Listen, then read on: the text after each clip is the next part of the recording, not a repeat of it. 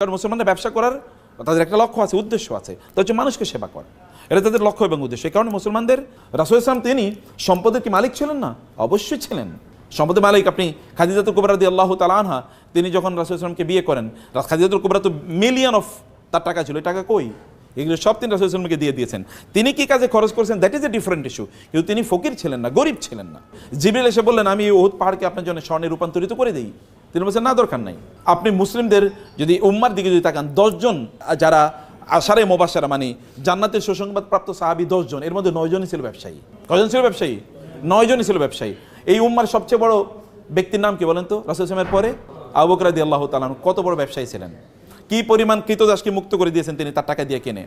এই উম্মার 2 নম্বর ব্যক্তি হচ্ছেন ওমর রাদিয়াল্লাহু তাআলা, ব্যবসায়ী ছিলেন। এই উম্মার 3য় সবচেয়ে বড় ব্যক্তির নাম কি? ওসমান রাদিয়াল্লাহু তাআলা। সবচেয়ে নামই তো ওসমান গনি, মানে ওসমান ধনী, ওসমান দা রিচ, নামের অর্থ ওসমান দা রিচ। এইরকম মানুষে তিনি তারা ছিলেন। এবং এদের দিন প্রচারের ক্ষেত্রে 3 জন ব্যক্তির অবদান যদি সবচেয়ে বেশি হয়, একজন হচ্ছে খাদিজাতুল কুবরা রাদিয়াল্লাহু তাআলা, কারণ তার সম্পদ সব দিন প্রচারের জন্য কাজে লেগেছে। আরেকজন আবু বকর রাদিয়াল্লাহু তাআলা, দিন প্রচারে তার সম্পদ সবচেয়ে বেশি কাজে লেগেছে। আরেকজন ওসমান রাদিয়াল্লাহু, দিন প্রচারে তার সম্পদ সবচেয়ে বেশি কাজে লেগেছে। আরেকজন ব্যক্তির নাম বলতে হবে, তার নাম হচ্ছে আব্দুর রহমান ইবনে আউফ রাদিয়াল্লাহু তাআলা, সবচেয়ে বড় ধনী মদিনার। মক্কা থেকে গিয়েছেন কিন্তু ব্যবসায়ী, মদিনায় গিয়েছেন কিছুই তার নাই। একজন এর সাথে তার বন্ধুত্ব করে দেওয়া হয়েছে। তিনি তাকে গিয়ে বললেন যে, তোমার সাথেও আমার বন্ধুত্ব, তো আমার ঘরের অর্ধেক তোমার দিয়ে দিই, এবং আমার যে মানে একটা ফ্যাক্টরি আছে এখান থেকে অর্ধেক দিয়ে দিই, বা আমার একটু এগ্রিকালচারাল ল্যান্ড আছে তোমাকে অর্ধেক দিয়ে দিই, বাকি অর্ধেক আমি চাষাবাদ করবো। বলে, না, তোমার ঘরও আমার দরকার নাই, তোমার ল্যান্ডও আমার দরকার নেই, তুমি একটু বাজার আমার দেখা দাও। বাজার কোন দিকে? তারা নিয়ে গেলেন বাজারে। বাজারে যাওয়ার পরে তিনি অন ক্রেডিট জিনিস নিলেন। অন ক্রেডিট মানে ওই যে লোকেরা তো দোকানে বসে তারা বিক্রি করতে, তিনি বলছেন, ভাই তোমার জিনিসগুলো আমারে দাও, আমি বেচে তোমার টাকা দিই। কত করে দিতে হবে বলো? বলে, এত এত করে। এবার তিনি এগুলো নিয়ে আসলেন, ফেরি করে বেচতেছেন, ওই বাজারে তিনি বিক্রি করছেন। বাজারে ফেরি করে বিক্রি করে উনি এক জায়গায় বসে থাকতো, উনি ফেরি করে বিক্রি করতেছেন। আপনি ওইখানে দোকানে গিয়ে এটা পাওয়ার আগে আপনি ওই রাস্তায় পেয়ে গেছেন, তাহলে আপনি তার কাছ থেকে গিয়ে নিলেন। নিচে হচ্ছে 10 টাকার জিনিস, বেচতে হচ্ছে 20 টাকা। আর কয় টাকা লাভ হয়েছে তার? 10 টাকা। এই যে পুঁজি তৈরি হয়ে গেল। এরপরে মদিনা তিনি 1 নম্বর ব্যক্তিতে পরিণত হয়েছে, 1 নম্বর ধনী তিনি। অথচ শুরু করছেন কি দিয়ে? জিরো দিয়ে, আইডিয়া। এবং তিনি জান্নাতের সুসংবাদ প্রাপ্ত সাহাবী। মানে আপনি যদি মনে করেন টাকা পয়সা না থাকা মানে হচ্ছে আমি অনেক বড় আল্লাহওয়ালা, ফকির মানে আল্লাহওয়ালা, মিসকিন মানে হচ্ছে আল্লাহওয়ালা, নো। কাদাল ফাকরু ইয়াকুনা কুফরান, দারিদ্র মানুষকে কাফের বানিয়ে দেয়। টাকা কম থাকলে মানুষের মধ্যে কি ঢুকে? কুফরি ঢুকে। বাংলাদেশের প্রেক্ষাপটে আপনি দেখবেন সবচেয়ে বেশি নামাজি কি রিক্সাওয়ালার আর কাজের বুয়ারা, আর যারা ইয়েতে থাকে ওই যে বস্তি থাকে তারা সবচেয়ে বড় আল্লাহওয়ালা। আপনি তাদেরকে মসজিদে কোথাও খুঁজে পাবেন? একজন মসজিদে খুঁজে পাবেন না। দেখবেন এরা মসজিদে না, এরা দিনও বোঝে না, ইসলাম বোঝে না, কিচ্ছু বোঝে না। তার মানে দারিদ্র মানুষকে কাফের বানিয়ে দেয়। দারিদ্রের কারণে সে ইসলাম বুঝতেই পারে না। দারিদ্র থাকলে মানুষ আল্লাহর ইবাদত করতে পারে না। সে কারণে দারিদ্রের সাথে ফাইট করতে হবে আপনাকে। আলী রাদিয়াল্লাহু বলেছেন, দারিদ্র যদি কোনো মানুষের নাম হইতো তাহলে ওই লোকের আমি জবাই করে ফেলতাম, কারণ ও থাকলেই মানুষ কষ্ট পাবে। অথবা এই কারণে আমি তাকে হত্যা করে ফেলতাম। লাউ কানাল ফাকরু রাজুলান লাকাতালতুহু, যদি দারিদ্র কোনো ব্যক্তির নাম হতো তাহলে ওই লোকের দায়কে আমি হত্যা করে ফেলতাম। দারিদ্র এটা ইসলাম কোনোদিন এটাকে সেলিব্রেট করে না, যে ঠিক আছে তুমি দরিদ্র এবারে তোমার আমি সালাম দেবো, নো। কেন তুমি দরিদ্র হলা? ওমর রাদিয়াল্লাহু তাআলার কাছে কোনো লোক গেলে তিনি তাকে বলতেন, তুমি করো কি? বলে, কোনো কাম করি না। বলে, যাও আমার কাছ থেকে সরো। যে দুনিয়ার কামও করেন আখিরাতের কাজ করে, তো অথর্ব স্টুপিড, এই স্টুপিড যেন আমার সামনে না আসে। কাজ করতে হবে। আল্লাহ সুবহানাহু ওয়া তাআলা এই দুনিয়া নিয়ন্ত্রণ করার জন্য আপনাকে পাঠাইছেন, দুনিয়ার মালিক হওয়ার জন্য আপনাকে পাঠিয়েছেন। এখন আপনি দুনিয়ার মালিক হবেন না, আপনি দুনিয়ার স্লেভ হবেন। কেমন কথা? আপনি দুনিয়ার দাস না, দুনিয়ার দাস না, আপনি দুনিয়ার প্রভু, মানে আপনি দুনিয়ার লর্ড, আপনি দুনিয়ার কি মালিক। দুনিয়া আপনি নিয়ন্ত্রণ করবেন, আপনাকে মালিক হিসেবে আল্লাহ তাআলা দুনিয়া পাঠিয়েছেন। তাহলে দুনিয়ার মালিক হওয়ার জন্য করণীয় কি? দুনিয়ার মালিক হওয়ার জন্য করেন হচ্ছে আপনাকে টাকা সম্পদ ইনকাম করতে হবে। আমরা চলেন এবার ব্যাংক ডাকাতি করি নাকি? কারণ অনেকে তো ব্যাংক ডাকাতি করে তো টাকা পয়সার মালিক হয়েছে। আপনাকে সম্পদের মালিক হওয়ার জন্য আপনাকে করতে হবে হলো হালাল উপায়ে আপনাকে সম্পদের মালিক হওয়া লাগবে। আপনি যদি হালাল উপায়ে সম্পদের মালিক হন তাইলে এটা আপনার ঈমানটাকে বাড়াবে, আপনার দিনদারি বাড়াবে, দিনদারি কমাবে না। তাহলে সম্পদের মালিক আমি কেন হব? একটা প্রশ্ন। আপনি তো সম্পদের মালিক হওয়ার অনেক পথ আছে, আপনি করবেনই, কিন্তু সম্পদের মালিক কেন হবেন? আপনি সম্পদের মালিক হওয়ার আপনার 1 নম্বর কারণ হলো আপনি সম্পদের মালিক হলে আপনি দিনই কাজ ভালো করে করতে পারবেন, আপনি ইবাদত ভালো করে করতে পারবেন। আপনার জামা কাপড়গুলো সুন্দর, একটু মসজিদে গেলে ভালো লাগবে, গন্ধ গায়ে থেকে গন্ধ বাইর হবে না। সুন্দর একটু জামা পরে আপনি সেন্ট পারফিউম ব্যবহার করে আপনি যাবেন, তাহলে আপনার একটু মনটা ফুরফুরা লাগবে। আপনি নিজের আপনার পরিবারকে বাসায় গেলে আপনার ওয়াইফ বলবে না, তুমি কি আজকে মাছ নিয়ে আসছো? নিয়ে আসো না, যাও দরজায়, আজকে দরজায় খোলা হবে না। বাজার থেকে আজকে মাংস নিয়ে আসার কথা ছিল, পোলাপাইন কান্নাকাটি করতেছে, পোলাপাইনের পড়াইতে পারতেছে না, ওদের এটা নাই সেটা নাই, সারাদিন আপনার এগুলি শোনা লাগে।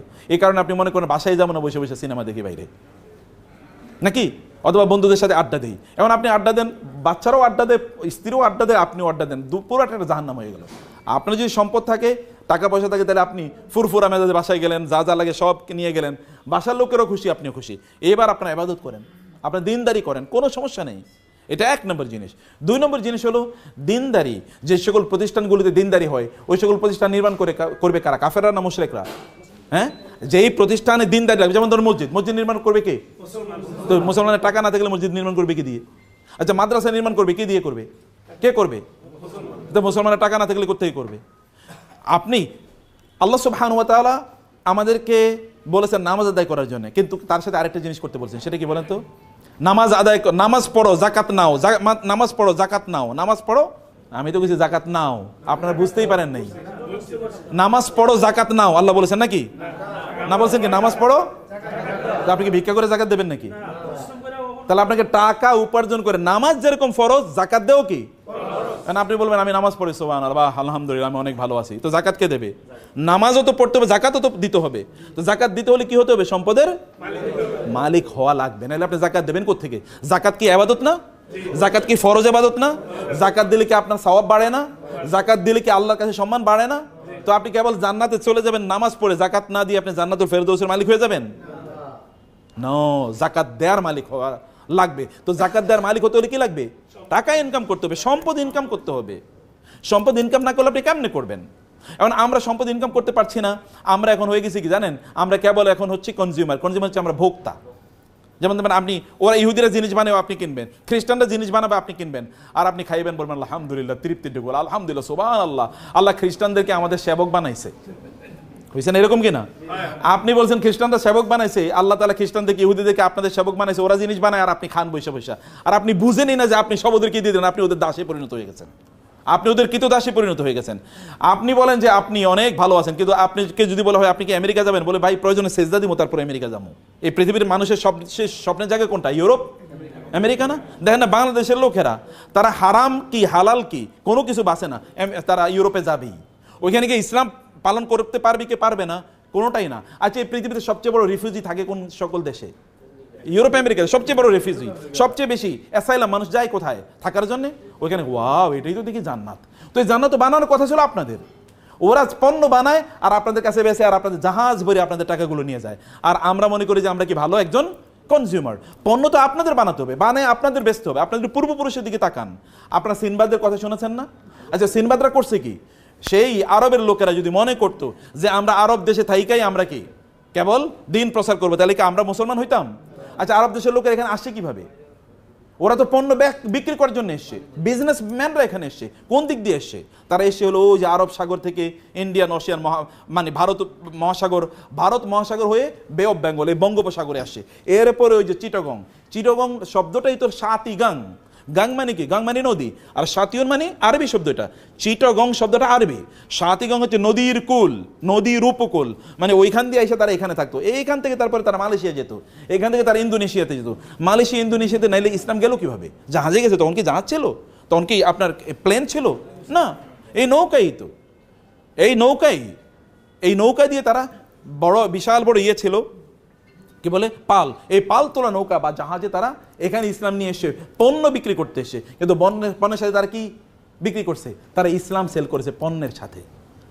পণ্য কিনতে গিয়ে লোকেরা দেখলো এত ভালো মানুষ, তো দেখি ফেরেশতা, এরকম লোক তো আর কোথাও দেখি না, এত ভালো মানুষ পণ্য বিক্রি করতে এসে, কিন্তু এরা কি এসা ইসলাম প্রচার করে গেছে। ব্যবসায়ীরা ইসলাম প্রচার করছে। আমার মতো এরকম আপনি শাহজালাল শাহপরান কয়জন এসছে?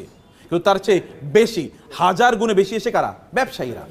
আপনি বলেন তো, আপনার এলাকায় দুজন দোকানদার আছে, একজন দোকানদার গেলেই আপনাকে জিজ্ঞেস করে, ভাই আসসালামু আলাইকুম, কেমন আছেন, বাসা সবাই ভালো আছে, আপনার কোনো সমস্যা নাই তো? ভাই কোনো সমস্যা থাকলে আমাকে বললেন, এবং সবচেয়ে ভালো পণ্যটা দেয়। আরেকটা লোক আছে খিটখিটে, প্রচন্ড খিটখিটে, গেলেই আপনার সাথে রাগ করে কথাবার্তা কয়, এবং আপনি 3 বার কথা বললে 1 বার শুনে, আপনি কার কাছে যাবেন? যে সালাম দেয়, কথাবার্তা শুনে, এই লোকটা তো ভালো, তার সাথে গল্প করবেন, তার মতো হতে চাইবেন, বলে আপনার সন্তানকে বলবেন ওই লোকটার মতো, দেখো না কত সুন্দর করে কথাবার্তা বলে। এই মুসলমানরা তো সেই কাজটাই করছে, জিনিস বেচছে, কিন্তু লোকেরা দেখলো আরে এরা তো দেখি আমাদেরই লোক, এই আপনার বিপদ, তাড়াতাড়ি তাকে হসপিটালে নিয়ে গেছে। আপনার ওয়াইফের সমস্যা, তাড়াতাড়ি তোর ওয়াইফের পাঠিয়ে যায়, দেখা তো তার বাচ্চা হবে, একটু তুমি তাকে হেল্প করো তো। মানুষ যেগুলো, এরাই তো সবচেয়ে ভালো মানুষ। এবং এরা তখন কি এদের বলো তো আপনারা আসলে কোন ধর্ম পালন করেন, বলে আমরা এই ধর্ম পালন করি, ঠিক আছে আপনাদের ধর্ম আমরাও পালন করা শুরু করে দিলাম। এরা এইভাবে মুসলমান হয়ে গেছে, বুঝতে পেরেছেন? অথবা আমাদেরকে মৌলিকভাবে ব্যবসায়ীদের কাজ হচ্ছে, ব্যবসায়ীরা তারা সম্পদ উপার্জন করবে একদিকে তারা নিজেরা ভালো থাকার জন্য, এবং 2 নম্বর তারা কি করবে, এই সম্পদের মাধ্যমে তারা কি করবে, সম্পদের মাধ্যমে তারা দিন প্রতিষ্ঠার কাজে তারা ব্যয় করবে। এটা কেবলমাত্র ক্যাপিটালিস্টিকদের মতো না, যারা কেবল টাকা উপার্জন করা, এটা এক ধরনের গ্রিডে তাদের পরিণত। গ্রিড মানে হচ্ছে এক ধরনের লোভ, শুধু লোভের কারণে। আপনি কেন সারাদিন কাজ করেন? লোভের কারণে। আপনার কত লাগবে আপনি জানেন? You never know. আপনি জানেন না কেন আপনার টাকা লাগবে, এটা কি কারণে আপনি ইনকাম করছেন তাও আপনি জানেন না। আপনাকে জানতে হবে কেন ইনকাম করছেন, আপনাকে বুঝতে হবে কেন ইনকাম করছেন। আপনি 2 কারণে করছেন, একটা হচ্ছে আপনি নিজে ভালো থাকুন, আর হলো আপনার কি সমাজ ভালো থাকুন। আপনার অনেক টাকা পয়সা, আপনার ব্যাংকে টাকা পড়ে আছে, আপনার আত্মীয়স্বজন তারা না খেয়ে মারা যাচ্ছে, আপনি এই টাকা দিয়ে করবেন কি?